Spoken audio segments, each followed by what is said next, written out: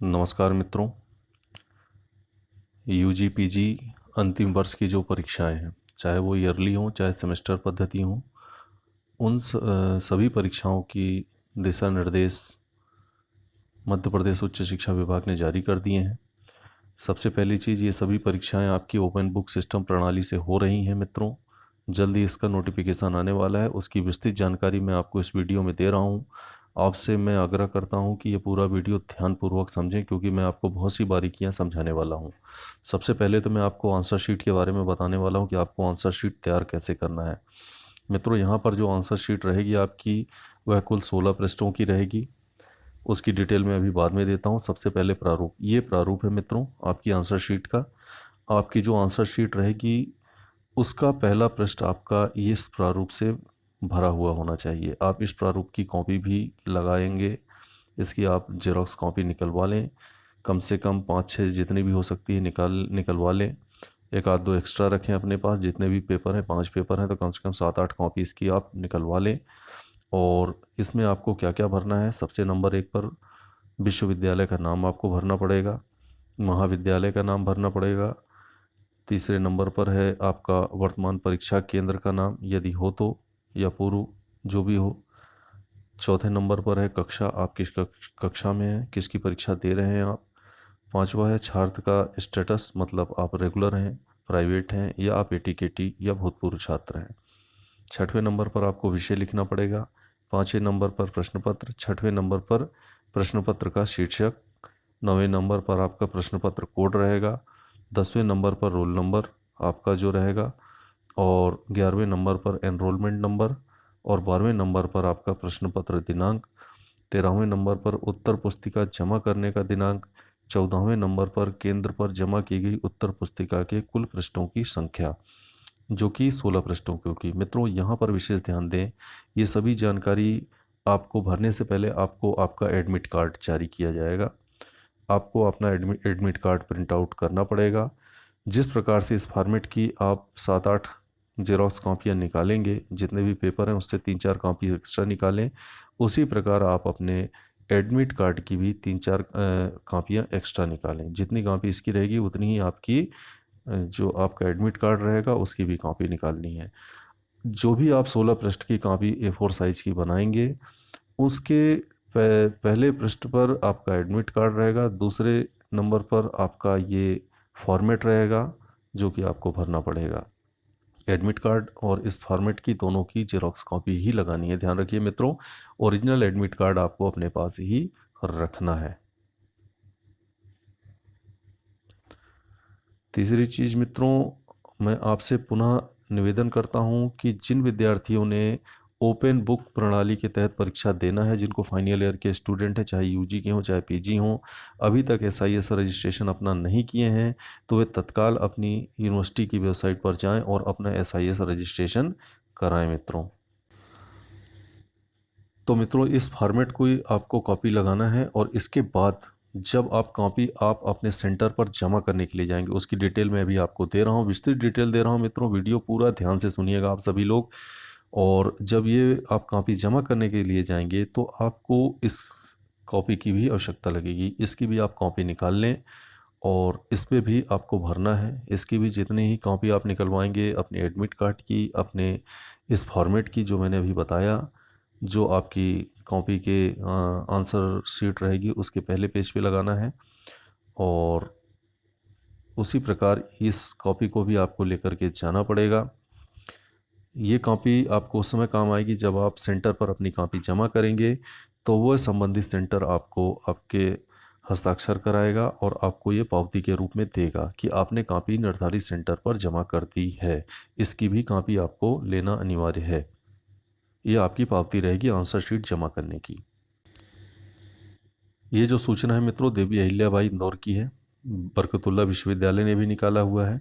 मैं इनके सभी पॉइंट्स आपको बहुत बारीकी हैं मित्रों, पूरा ध्यान से सुनिएगा। ये देवी अहिल्याबाई की ये नोटिफिकेशन है। आइए मैं आपको बरकतुल्लाह का भी दिखाता हूँ। यही सेम फॉर्मेट मित्रों ये बरकतुल्लाह विश्वविद्यालय भोपाल का भी है। ये जो बरकतुल्लाह विश्वविद्यालय के अधीन जो छात्र हैं वो उनका भी यही सेम फॉर्मेट है। ये आपको एक पेज में इस तरीके से प्रिंट आउट निकालना है। नीचे का जो आपका रहेगा, इसमें अभ्यर्थी आपको इसमें हस्ताक्षर करना है जब आप आंसर शीट जमा करने के लिए जाएंगे, और नीचे की जो ये पावती है ये फाड़कर आपको दी जाएगी कि संबंधित विद्यार्थी ने उक्त विषय की कॉपी जमा करी है। जो भी आपका संधारित सेंटर रहेगा वो आपको ये पावती आपको देगा कॉपी जमा करते समय। तो आइए देखते हैं इसकी विस्तृत जानकारी। ये बरकतुल्ला ने भी जारी कर दी गई है, अहिल्याबाई ने भी जारी कर दी है, जीवा जी और आरटीबीबी भी जल्दी ही जारी करने वाले हैं। आइए मित्रों इनके नियम देखते हैं। अब सबसे नंबर 1 पर आती है, समस्त विद्यार्थी विश्वविद्यालय की वेबसाइट www.daunivac.in पर नियमित रूप से देखते रहें। मित्रों यहाँ देवी अहिल्याबाई के बारे में बताया गया है। मैं चाहूँगा कि जो भी जीवा जी या आपका रानी दुर्गावती या भोपाल के जो भी छात्र हैं वो भी अपनी साइट देखते रहें, क्योंकि उसी पर ही सारे नोटिफिकेशन आने वाले हैं, परीक्षा की डेट और टाइम टेबल। तो देखते रहें। शीघ्र ही वेबसाइट पर प्रश्न पत्र अपलोड करने व उत्तर पुस्तिकाओं को जमा करने की समय सारणी जारी की जाएगी। नंबर 2 मित्रों, यहाँ सबसे महत्वपूर्ण जो पॉइंट मैं आपको समझा रहा हूँ, स्वाध्यायी प्राइवेट परीक्षार्थियों के लिए असाइनमेंट जारी होने की सूचना तथा असाइनमेंट जमा करने की समय सारणी 26/8/2020 को प्रसारित कर दी गई है। तो यह अहिल्याबाई का नोटिफिकेशन है। इसी प्रकार से बीयू की साइट भी देखते रहें, उनके लिए भी जारी कर दिया गया है या करने वाले हैं। लेकिन स्वाध्यायी परीक्षार्थियों को असाइनमेंट हेतु प्रश्न पत्र उनके अग्रेसित महाविद्यालय जहां उक्त विद्यार्थी द्वारा परीक्षा फॉर्म जमा किया था से उस महाविद्यालय की वेबसाइट से ही प्राप्त कर उसकी उत्तर पुस्तिका उसी महाविद्यालय या किसी भी उत्तर पुस्तिका संग्रहण केंद्र में जमा करेंगे। तो मित्रों ध्यान रखें, जो प्राइवेट विद्यार्थी हैं, जो प्राइवेट परीक्षा दे रहे हैं, जहां से आपने फॉर्म जमा किया था वहां से आपको अपना असाइनमेंट लेना है, और उस असाइनमेंट को जब आप अपनी आंसर शीट लिखेंगे घर में बैठ के ओपन बुक प्रणाली के तहत, तो उसी बुक जो आपकी आंसर शीट रहेगी उसी के साथ ही अपना असाइनमेंट भी आपको जमा करना है संग्रहण केंद्र पर। तो इस बात का ध्यान रखें, प्राइवेट छात्रों के लिए ये सूचना है।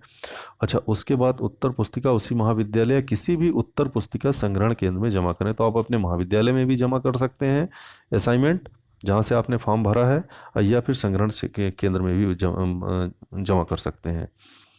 तीसरा पॉइंट बोल रहा है मित्रों, जो परीक्षाएं पूर्व में प्रारंभ हो गई थीं उनके शेष प्रश्न पत्र, और जो परीक्षाएं प्रारंभ नहीं हुई थीं उनके सभी प्रश्न पत्र विश्वविद्यालय की वेबसाइट पर एक साथ अपलोड कर दिए जाएंगे। इस बात का ध्यान रखें, जो भी परीक्षार्थी हैं उनके सभी प्रश्न पत्र एक साथ आपको दे दिए जाएंगे, चाहे आप यूजी के हैं, चाहे पीजी फाइनल ईयर के हों या फाइनल सेमेस्टर के, सभी पेपर आपको एक साथ आपको वेबसाइट पर अपलोड कर दिए जाएंगे, और एक साथ बैठ करके आपको उनकी आंसर शीट निर्धारित समय सीमा के अंदर आपको लिख करके जमा करना पड़ेगा।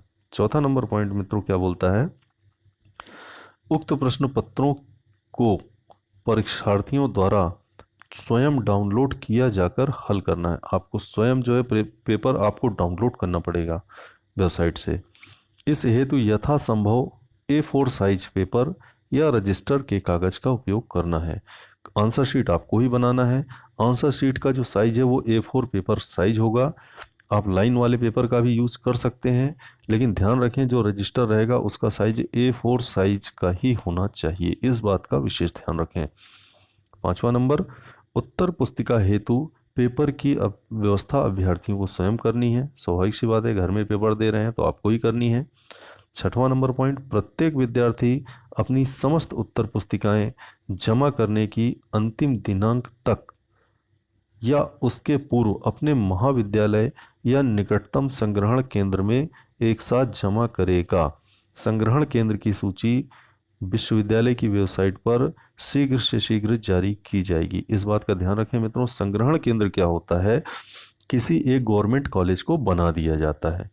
उस गवर्नमेंट कॉलेज के अधीन 10-12 प्राइवेट कॉलेज रख दिए जाते हैं। उन सभी 10-12 प्राइवेट कॉलेजों के जो स्टूडेंट हैं वो संबंधित सरकारी महाविद्यालय जिसे संग्रहण केंद्र बनाया जाएगा, वहाँ पर जाकर के आपको समय सीमा जो दे दी जाएगी वेबसाइट पर, अभी तो आई नहीं है, उस समय सीमा के अंदर, जैसे आज परीक्षा है तो 3 से 4 दिन का समय दिया जाएगा आपको जमा करने का।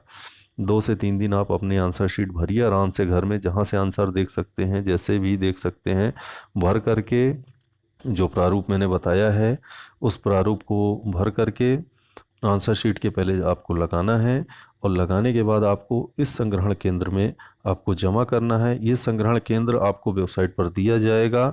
अगर आपको नहीं मालूम चलता है तो आप जिस कॉलेज में पढ़ रहे हैं उस कॉलेज में फ़ोन लगाकर पूछ लें कि हमारे संग्रहण केंद्र का पता क्या है। पूरा एड्रेस नोट करें आप, इस बात का विशेष ध्यान रखें। और सूची इसकी भी आपकी जो यूनिवर्सिटी की वेबसाइट है उस पर भी जारी की जाएगी। 7वां नंबर पॉइंट मित्रों क्या है, विद्यार्थी अपनी समस्त उत्तर पुस्तिकाएं स्पीड पोस्ट, रजिस्टर्ड पोस्ट या अपने महाविद्यालय या संबंधित जिला अग्रणी महाविद्यालय भेज सकता है। इस कार्य हेतु परीक्षार्थी संबंधित महाविद्यालय का पता उसकी आधिकारिक वेबसाइट से प्राप्त कर सकता है। ये बहुत ही महत्वपूर्ण पॉइंट है मित्रों, क्योंकि बहुत सारे स्टूडेंट बाहर से आते हैं पढ़ने के लिए। तो जो बाहर हैं उनको बिल्कुल चिंता करने की ज़रूरत नहीं है। अगर आप स्टेट के बाहर भी हैं, मान के चलिए आप इंदौर में हैं, पढ़ रहे हैं, इंदौर की यूनिवर्सिटी में पढ़ रहे हैं, और आप पटना में बैठे हैं, तो आप पटना से ही परीक्षा दे करके वहीं से ही आप अपनी आंसर शीट को स्पीड पोस्ट से भेज सकते हैं। एक बात का विशेष ध्यान रखें, स्पीड पोस्ट मतलब कुरियर से नहीं भेज सकते आप सिर्फ और सिर्फ भारतीय डाक से ही भेज सकते हैं, पोस्ट ऑफिस से ही आप भेज सकते हैं। इस बात का विशेष ध्यान रखें। अच्छा, 8वां पॉइंट देखते हैं मित्रों क्या है। कुरियर से भेजी गई उत्तर पुस्तिकाएं स्वीकार नहीं की जाएंगी, जो चीज़ मैंने आपको भी पहले बताई। प्राइवेट कुरियर आप नहीं यूज़ करेंगे। पुनः हम 7 नंबर पॉइंट पर आते हैं, एक बार फिर से चलते हैं। रजिस्टर्ड पोस्ट या स्पीड पोस्ट से ही आपको आंसर शीट अपने निर्धारित महाविद्यालय या संबंधित जो आपका संग्रहण केंद्र है वहाँ पर भेजनी है। अच्छा, आप यहाँ पर थोड़ा सा कंफ्यूज होंगे, क्योंकि मान के चलिए आज पेपर हो रहा है तो 3 से 4 दिन बाद उसकी लास्ट डेट रहेगी परीक्षा कॉपी जो आप लिखेंगे उसको जमा करने की।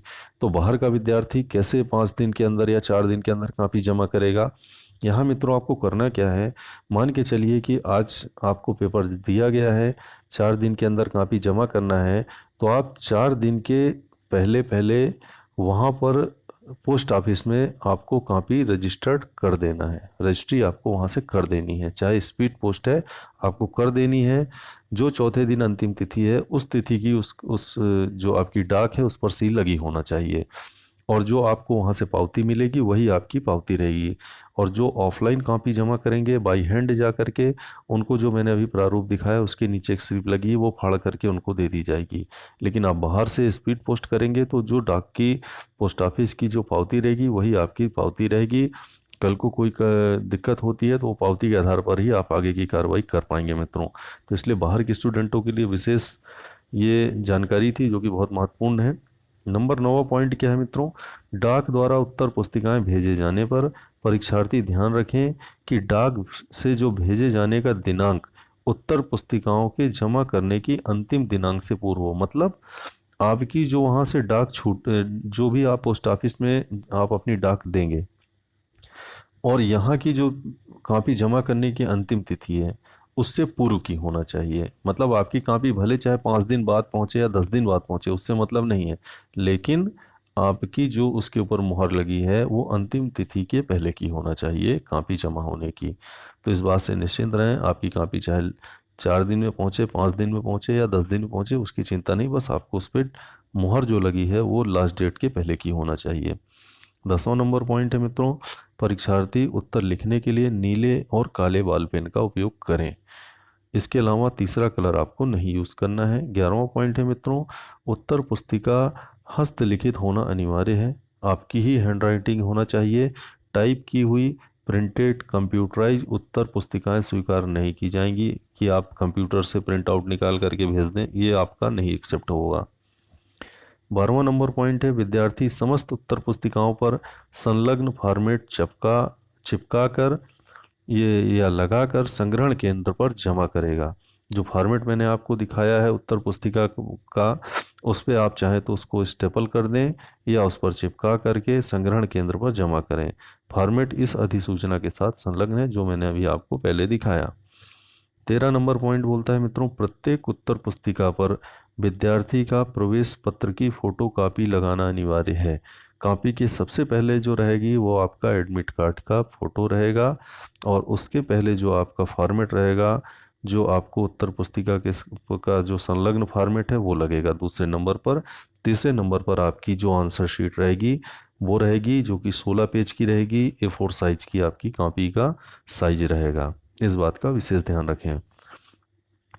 समस्त विषयों की प्रश्नपत्रवार खंडवार पृथक पृथक उत्तर पुस्तिका लिखनी होगी, जिसकी अनिवार्यता अधिकतम पृष्ठ संख्या 16 होगी। मित्रों, प्रत्येक विषय का एक ही प्रश्न पत्र होगा, लेकिन यदि उसमें खंड होते हैं तो प्रत्येक खंड की उत्तर पुस्तिकाएं भी अलग अलग होंगी।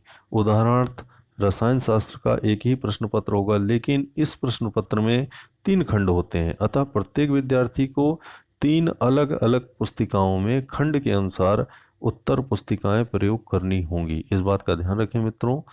पेपर खंडवार है तो आप 16-16 पेज की अलग अलग पुस्तिकाएं यूज़ कर सकते हैं। अगर खंडवार नहीं है, पार्ट या जो भाग बोलते हैं, तो आप एक ही उत्तर पुस्तिका 16 पेज की यूज़ करेंगे।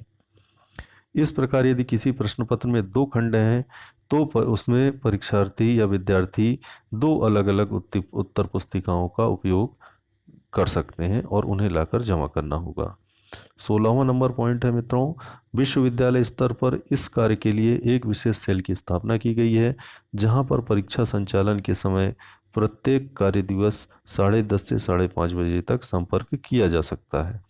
17वां नंबर पॉइंट है मित्रों, स्नातकोत्तर अर्थात पोस्ट ग्रेजुएशन 4th सेमेस्टर में जिन पाठ्यक्रमों विषयों में लघु शोध प्रबंध प्रोजेक्ट अर्थात रिसर्च है, प्रोजेक्ट है आपका, ऐसे परीक्षार्थी लघु शोध प्रबंध प्रोजेक्ट नज़दीकी निर्धारित संग्रहण केंद्रों में निर्धारित समय सीमा में जमा करेंगे, अथवा डाक द्वारा समय सीमा में अग्रणी महाविद्यालय के पते पर भेजना सुनिश्चित करेंगे। अगर आपकी रिसर्च है तो आप डाक द्वारा भी संग्रहण केंद्र के एड्रेस पर भेज सकते हैं। प्रोसेस वही रहेगी मित्रों, लास्ट डेट के पहले पहले आपकी पोस्ट वहाँ से पोस्ट ऑफिस में आपकी रजिस्ट्री हो जाना चाहिए। 18वां है, छात्र संग्रहण केंद्र में उत्तर पुस्तिका जमा करने के पश्चात पावती आवश्यक रूप से प्राप्त करें। प्राचार्य कार्यालय प्रमुख यह सुनिश्चित करें कि परीक्षार्थी ने पावती प्राप्त कर ली है। पावती में जमा उत्तर पुस्तिकाओं की संख्या आवश्यक रूप से लिखना होगा। परीक्षार्थियों को प्रदान की जाने वाली पावती का प्रारूप संलग्न है। इस हेतु छात्र से किसी भी प्रकार की शुल्क की मांग नहीं की जाएगी। तो मित्रों, एक बात ध्यान रखें, अगर आप ऑफलाइन स्वयं जाके बाई हैंड अगर संग्रहण केंद्र पर अपनी कॉपी जमा करते हैं तो आपके फॉर्मेट में एक पावती दी हुई है, वो आपका वहाँ पर जो प्रमुख रहेगा वो उस पर आपने हस्ताक्षर करके वो पावती सील लगा के आपको देगा कि आपने अपनी आंसर शीट जमा करी है, उसको संभाल कर रख लें। लेकिन जो डाक से भेजेंगे उनकी पावती जो पोस्ट ऑफिस से स्पीड पोस्ट के करेंगे तो जो पावती मिलेगी उनकी पावती वही मान्य होगी।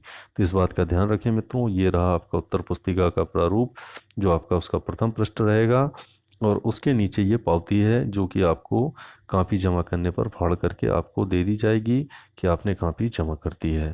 तो ये जानकारी है मित्रों।